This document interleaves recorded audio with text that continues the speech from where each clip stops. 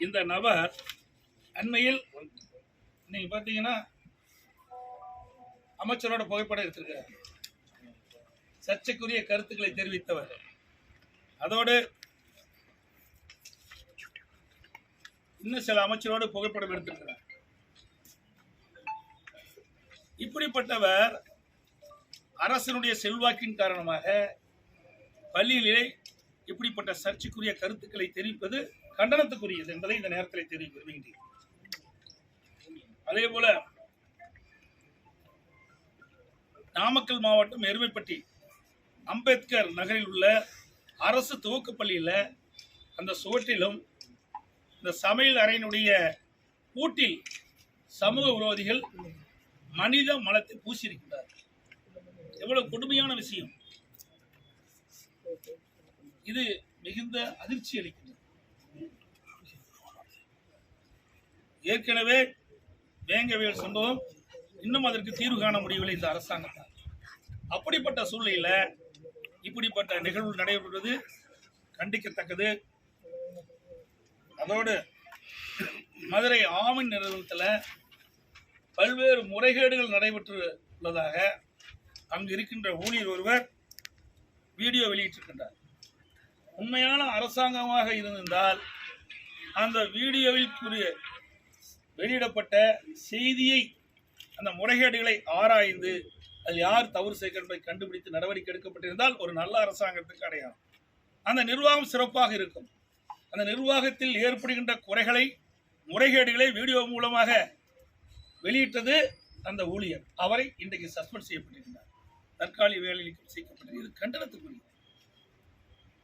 இப்படி எல்லா துறைகளிலுமே முறைகேடு நடைபெற்றுக் கொண்டிருக்கின்றது. அதெல்லாம் ஒவ்வொன்றாக இன்றைக்கு வெளிச்சத்துக்கு வந்து கொண்டிருக்கின்றது என்பதையும் இந்த நேரத்தில் தெரிவிக்க விரும்புகின்றேன். அதோடு ஒட்டப்பிடாரம் பகுதி, தூத்துக்குடி மாவட்டம் ஒட்டப்பிடாரம் பகுதியிலிருந்து 2 படகில இன்றைக்கு மீன் பிடிக்க சென்ற அந்த மீனவர்கள் சுமார் 22 பேர் இலங்கை கடற்படையால் கைது செய்யப்பட்டு அவர்கள் நீதிமன்றத்தில் நிறுத்தப்பட்டிருக்கிறார்கள்.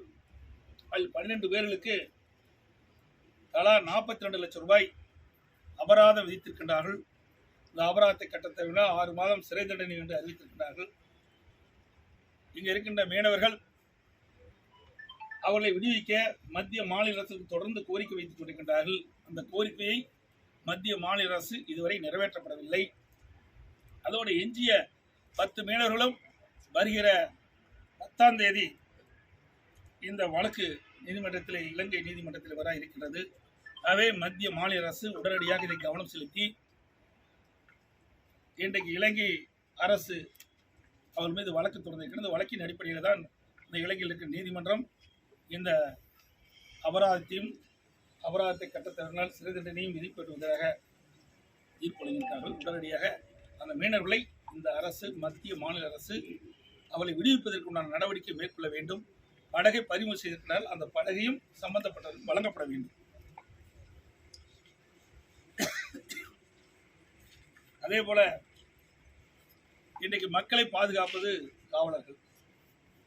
இன்னைக்கு பயிர்களை வேலி பாதுகாப்பதை போல மக்களை பாதுகாப்பது காவல்துறை அதிகாரி. அந்த காவலர்களுக்கே பாதுகாப்பு இல்லாத ஒரு சூழல் தமிழகத்தில் நிலவி கொண்டிருக்கிறது.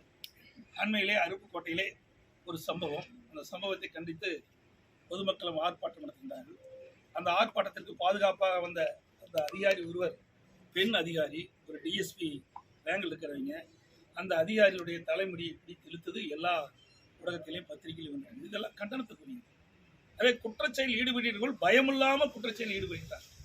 ஒரு காவல்துறை உயர் அதிகாரிகளுக்கு இப்படிப்பட்ட நிலைமை என்று சொன்னால் சாதாரண மக்கள் எப்படி நடமாட முடியும் என்பதை, இந்த நாட்டில் நடமாட முடியும் என்பதை நாம் எண்ணி பார்க்கிறோம். அதே காவல்துறைக்கு பாதுகாப்பு இல்லை, மக்களை பாதுகாக்கக்கூடிய காவல்துறைக்கே பாதுகாப்பு இல்லை, மக்களுக்கு பாதுகாப்பு இல்லாத ஒரு சூழ்நிலை தான் இன்றைய ஆட்சியிலே நடந்து கொண்டிருக்கின்றதை நேரத்தில் தெரிவிக்க விரும்புகின்றேன்.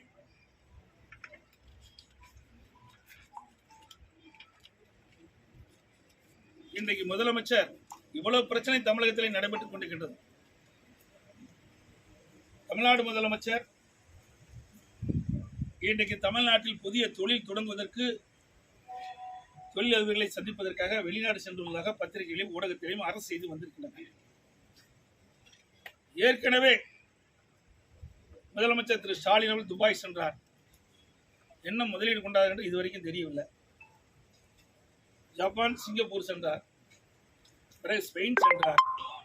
இப்பொழுது அமெரிக்கா சென்றிருக்கின்றார். எவ்வளவு எத்தனை தொழில் வருவதற்கு புரிந்துணர்வு ஒப்பந்தம் போட்டார், எவ்வளவு கோடி முதலீடு செய்யப்படுகிறது, எத்தனை பேருக்கு வேலை வாய்ப்பு பெற வேண்டும் என்பதற்காக வெள்ளை அறிக்கை வெளியிட வேண்டும் என்று நாங்கள் ஏற்கனவே சொன்னோம். இதுவரை வெள்ளை அறிக்கை விடலை.